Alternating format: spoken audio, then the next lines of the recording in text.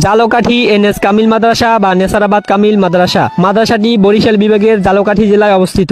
এটি বাংলাদেশের একটি স্বনামধন্য জাতীয় পর্যায়ের শিক্ষা প্রতিষ্ঠান জালকাঠি এনএস কামিল মাদ্রাসা। অনেকেই এই মাদ্রাসাটিকে নেসারাবাদ কামিল মাদ্রাসা নামেও চিনে থাকেন। 1956 সালে এই জালকাঠি এনএস কামিল মাদ্রাসাটি প্রতিষ্ঠিত হয়। আর বর্তমানে সারা বাংলাদেশের মধ্যে নেসারাবাদ কামিল মাদ্রাসাটি একটি শীর্ষস্থান দখল করে আছে।